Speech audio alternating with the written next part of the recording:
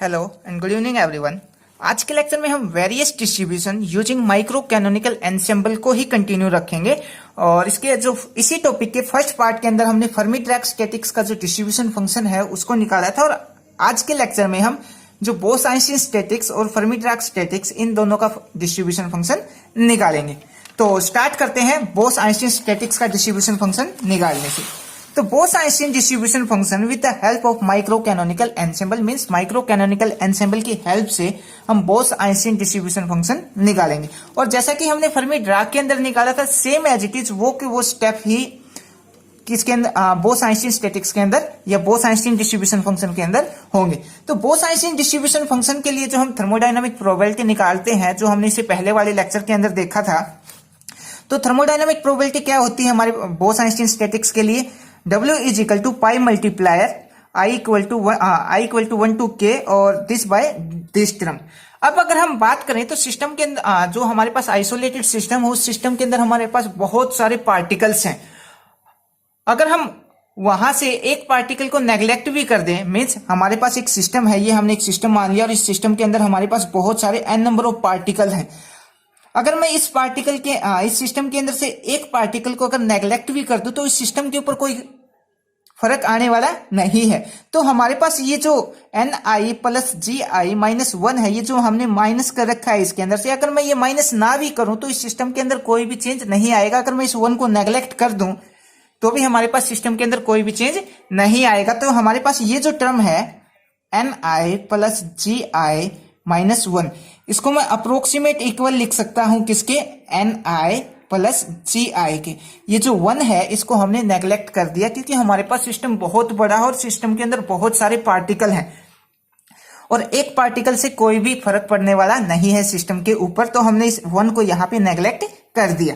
अब अगर हम बात करें नंबर ऑफ सेल की, तो हमारे पास सिस्टम के अंदर बहुत सारी नंबर ऑफ सेल हैं और नंबर ऑफ सेल के अंदर से अगर मैं एक सेल माइनस भी करता हूं या एक सेल पार्टिकल माइनस भी करता हूं तो सिस्टम के ऊपर कोई भी डिफरेंस या कोई भी फर्क नहीं आएगा। तो यहाँ पे जो Gi माइनस 1 है, Gi माइनस 1, अगर मैं Gi में से माइनस 1 माइनस करता हूं और 1 माइनस करता हूं तो हमारे पास क्या आएगा? अप्रोक्सीमेट मान लिया हमारे पास क्या आएगा? Gi आएगा। मीन्स सिस्टम के ऊपर कोई भी डिफरेंस नहीं आएगा। तो आपको इसको लिखोगे कैसे? अगर हमारे पास सिस्टम आइसोलेटेड है और उस सिस्टम के अंदर बहुत सारे पार्टिकल हैं तो उसके अंदर से अगर हमें एक पार्टिकल को नेग्लेक्ट भी कर दे तो सिस्टम के ऊपर कोई खास सा फर्क आने वाला नहीं है। तो हमने यहाँ पे यही किया है, इसके अंदर से 1 को नेग्लेक्ट कर दिया। नेग्लेक्ट करने के बाद हमने ये जो बाकी की टर्म है वो हमने नीचे लिख दी। Ni प्लस Gi माइनस 1 था तो हमने लिख दिया Ni प्लस Gi, क्योंकि ये हमने अप्रोक्सीमेट इसके इक्वल माना है और ये वाली जो टर्म है ये हमने Gi के इक्वल मानी है। तो Gi माइनस 1 की जगह हम क्या लिख देंगे? Gi। तो हमारे पास ये टर्म आ जाएगी। बाकी का जो आगे का जो पोर्शन है वो एज इट इज डिटो किससे मिलेगा? प्रत्येक स्टेप जो फर्मी-डिराक स्टैटिक्स के अंदर हमने किए थे वो हम यहाँ पे भी करेंगे।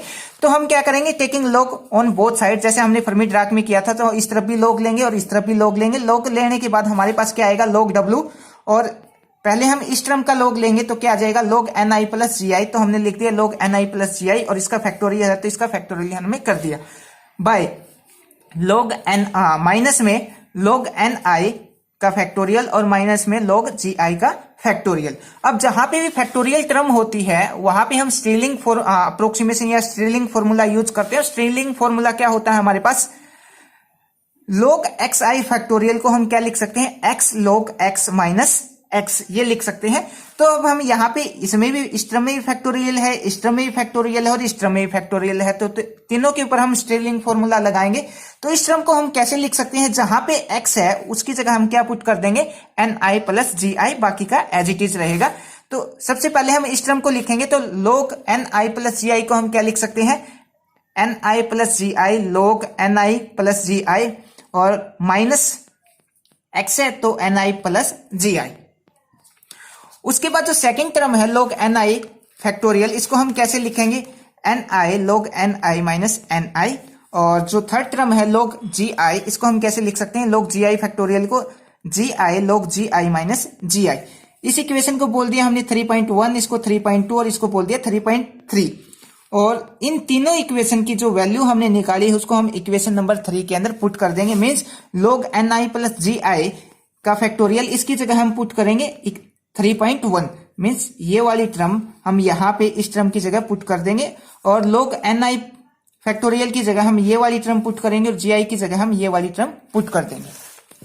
तो हमारे पास वैल्यू पुट करने के बाद क्या आएगा, तो 3.1, 3.2 and 3.3 equation put in equation number 3 के अंदर पुट कर दिया। तो पुट करने के बाद हमारे पास ये इक्वेशन आ जाएगी, log w और इनटू में ये टर्म आ जाएगी। अब अगर मैं इस इक्वेशन को सोल्व करूं, इस इक्वेशन को सोल्व करूं, अगर मैं इस माइनस के साइन को अंदर लेके जाऊं तो यहाँ पे ये जो माइनस का साइन है वो प्लस का साइन है वो किसका हो जाएगा, माइनस का, और ये ni भी माइनस का हो जाएगा।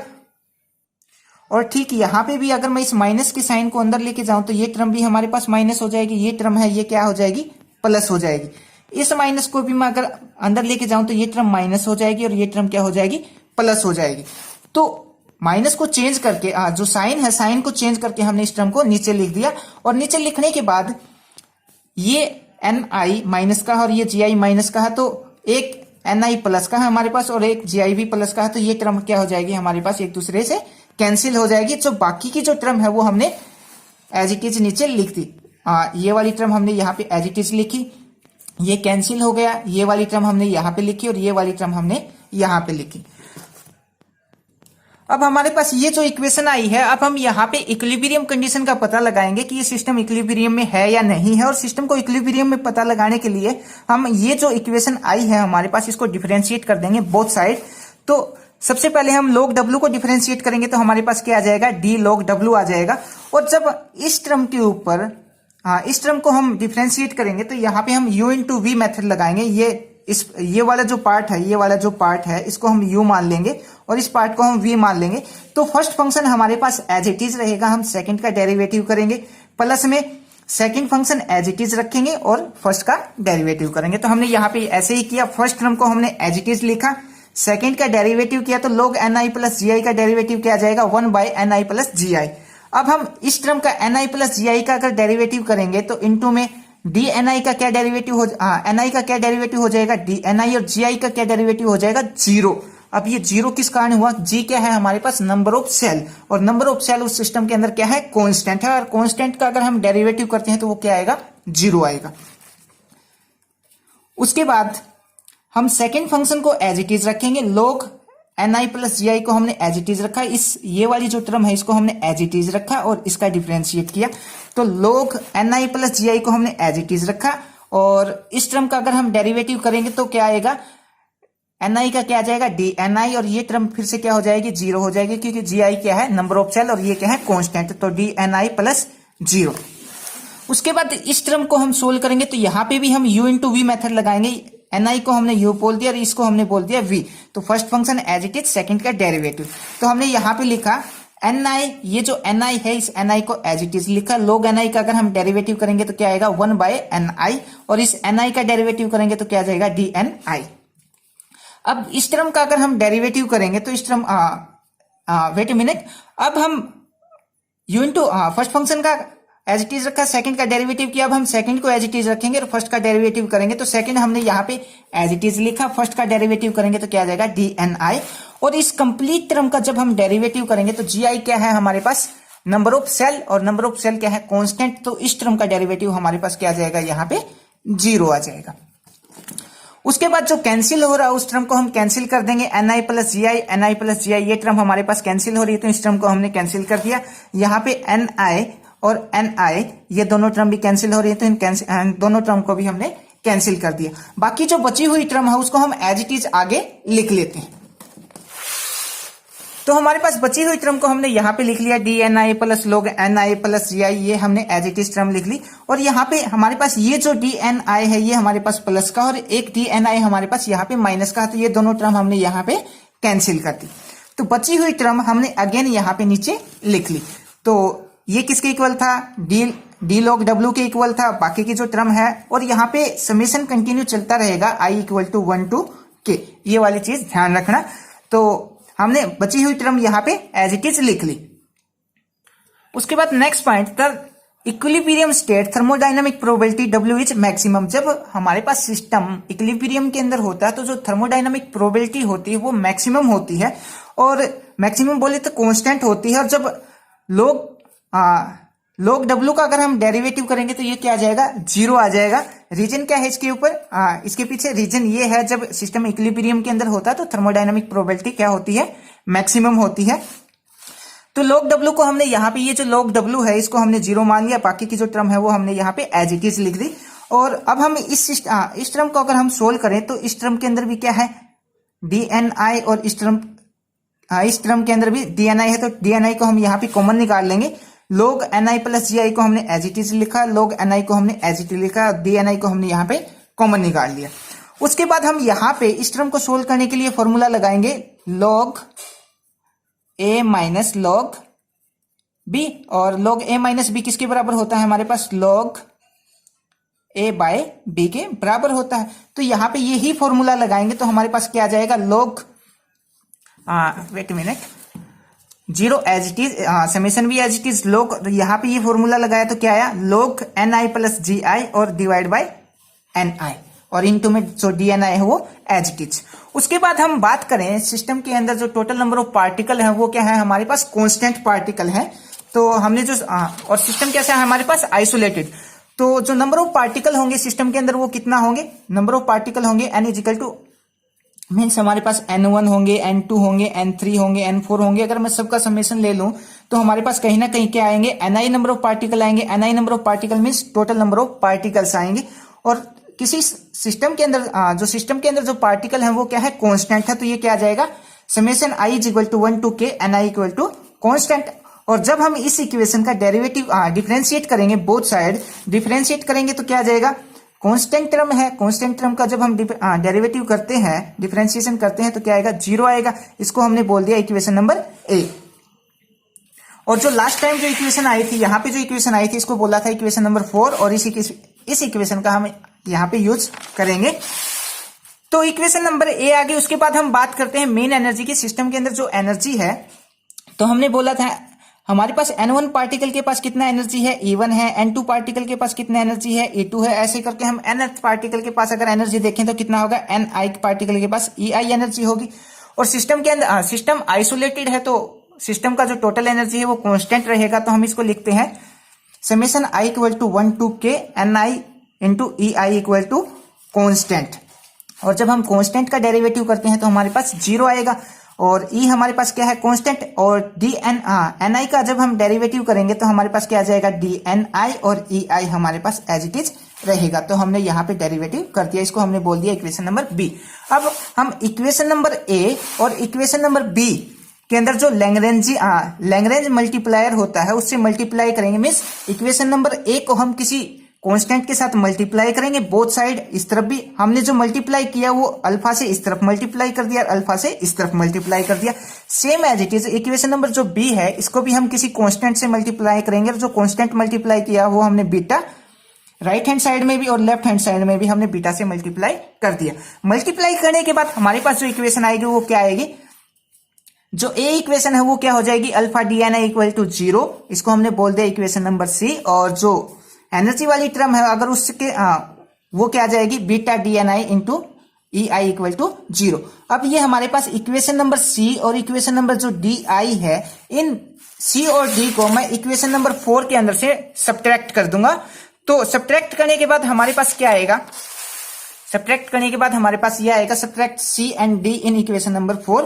तो ये वाली जो टर्म है ये हमारे पास इक्वेशन नंबर 4 है, ये वाली हमारे पास इक्वेशन नंबर C है, और ये वाली इक्वेशन नंबर D है। तो हमने यहाँ पे क्या किया, इक्वेशन नंबर 4 के अंदर से जो C इक्वेशन थी और जो D इक्वेशन थी उसको माइनस कर दिया। अब अगर मैं इस इक्वेशन की बात करूं तो इस इक्वेशन के अंदर भी DNI है, इसके अंदर भी DNI है, और इसके अंदर भी DNI है। यहाँ पे भी समेशन है, यहाँ पे भी समेशन है, और यहाँ पे भी समेशन है। DNI और समेशन को हम कॉमन निकाल लेते हैं।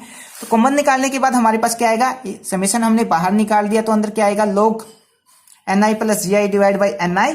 और DNI हमने यहाँ पे कॉमन निकाल लिया, यहाँ भी कॉमन निकाल लिया, माइनस। और यहाँ पे क्या बचेगा हमारे पास, अल्फा, और ये जो समेशन है वो भी कॉमन निकाल रखा है। और यहाँ पे क्या बचेगा, बीटा EI। DNI हमने कॉमन निकाल के यहाँ रख दिया, इक्वल टू 0। अब हम ये वाले जो पार्ट है, जो ब्रैकेट के अंदर जो ये पार्ट है, इस पार्ट को हम 0 के इक्वल लिख देंगे, क्योंकि जब भी हम कोई मैक्सिमा या मिनिमा निकालते हैं तो हम एक पार्ट को 0 के इक्वल रख देते हैं। तो हमने ये जो ब्रैकेट के अंदर जो पार्ट है इसको हमने 0 के इक्वल रख दिया, तो 0 के इक्वल रखने के बाद हमारे पास ये आ जाएगा। और जब ये वाली टर्म इस तरफ माइनस में है, अगर मैं 0 से उस तरफ इक्वल टू से उस तरफ लेके जाऊं तो किस में हो जाएगी, प्लस में हो जाएगी। तो इस पार्ट को अगले स्टेप में हम इक्वल टू के साइड से उस तरफ लेके गए। अब हम क्या करेंगे, इस टर्म को सोल्व करने के लिए जो log है, इस log को हम इस तरफ लेके आएंगे तो ये जो टोटल है वो किस में चला जाएगा, एक्सपोनेंशियल में चला जाएगा। मतलब ये जो टोटल है वो e की पावर के अंदर चला जाएगा। और ये वाली जो टर्म है ni plus G I divide by ni, तो इस टर्म को हम कैसे लिख सकते हैं, ni बटे ni और gi बटे gi। ni से ni क्या हो जाएगा, कैंसिल, 1 आ जाएगा। और यहां पे ये पावर हमने e में e की पावर में लिख दिया, एक्सपोनेंशियल में हमने यहां पे ये लिख दिया। अब ये जो 1 है, इस 1 को भी अगर मैं उठा के इक्वल टू के साइन से उस तरफ ले जाऊं तो इधर ये प्लस का, उधर किसका, माइनस का हो जाएगा। तो इधर आके माइनस का हो गया और इधर क्या बच गया हमारे पास, जी आई बाई एन आई। अब हमें क्या निकालने हैं, नंबर ऑफ पार्टिकल्स निकालने हैं। तो अगर मैं इसको रिवर्स कर दूं, मीन्स एन आई को ऊपर कर दूं और जी आई को मैं नीचे कर दूं, तो ये साइड भी क्या होगी, चेंज होगी। ये साइड नीचे आ जाएगी और नीचे वाली साइड ऊपर चली जाएगी। इसके नीचे मान लिया हमने 1 है, तो रिवर्स करने के बाद हमारे पास ये इक्वेशन आ जाएगी। अब हमें निकालने हैं एन आई, तो जी आई, जो जी आई टर्म है इसको हम इक्वल टू के साइड से उस तरफ लेके जाएंगे तो क्या आ जाएगी, ऊपर आ जाएगी। और एन आई क्या आ जाएगा हमारे पास, N I equal to G I divide by E की power alpha plus beta E I minus 1। ये हमारे पास ये वाला जो रिजल्ट है, ये हमारे पास रिजल्ट है बोस-आइंस्टीन डिस्ट्रीब्यूशन का। इसके बाद हम जो मैक्सवेल बोल्ट्जमैन के लिए जो डिस्ट्रीब्यूशन फंक्शन आएगा वो निकालेंगे अगले सेक्शन में। तो फर्स्ट ऑफ ऑल जो मैक्सवेल बोल्ट्जमैन के लिए, मैक्सवेल बोल्ट्जमैन डिस्ट्रीब्यूशन के डिस्ट्रीब्यूशन फंक्शन निकालेंगे हम। तो इसके लिए हमें सबसे पहले जो थर्मोडायनामिक प्रोबेबिलिटी है उसका पता होना चाहिए। मैक्सवेल बोल्ट्जमैन के लिए जो थर्मोडायनामिक प्रोबेबिलिटी होती है वो क्या होती है हमारे पास, एन आई फैक्टोरियल पाई मल्टीप्लायर और इसकी 1 टू ये के और इनटू में जी आई और जी आई की power N I divide by N I का फैक्टोरियल। ये हमारे पास मैक्सवेल बोल्ट्जमैन के जो मैक्सवेल बोल्ट्जमैन स्टैटिक्स है उसके लिए थर्मोडायनामिक प्रोबेबिलिटी होती है। तो यहां पे भी हम सेम एज इट इज वो के वो स्टेप फॉलो करेंगे जो हमने पहले वाले डिस्ट्रीब्यूशन फंक्शन के अंदर किए हैं। मीन्स यहां पे भी हम स्टार्टिंग में log w निकालेंगे, एज इट इज वो के वो स्टेप लेंगे हम। और जो हम यहाँ पे इसका डायरेक्ट रिजल्ट लिखेंगे क्योंकि एज इट इज वो के वो स्टेप होंगे, कोई भी चेंज नहीं होगा, तो इसका डायरेक्ट रिजल्ट लिख देते हैं। जो डायरेक्ट डिस्ट्रीब्यूशन फंक्शन आएगा वो हम यहाँ पे लिख देते हैं।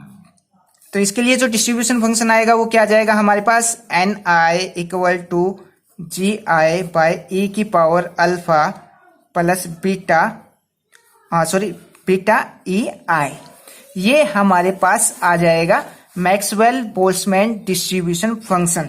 हमने थर्मोडायनेमिक प्रोबेबिलिटी से डायरेक्ट इसका डिस्ट्रीब्यूशन फंक्शन लिखा है। इसका रीजन ये है क्योंकि हमने जो पहले वाले डिस्ट्रीब्यूशन फंक्शन निकाले हैं वो के वो ही स्टेप एज इट इज होंगे। मीन्स फर्स्ट जो स्टेप होगा हम log लेंगे बोथ साइड, उसके बाद हम स्टिरलिंग फॉर्मूला का यूज करेंगे, उसके बाद हम डिफरेंशिएट करेंगे बोथ साइड और फिर हम जो एन आई और ई आई की जो वैल्यू वो निकालेंगे और उससे के बाद हमारे पास ये डायरेक्ट डिस्ट्रीब्यूशन फंक्शन निकल जाएगा।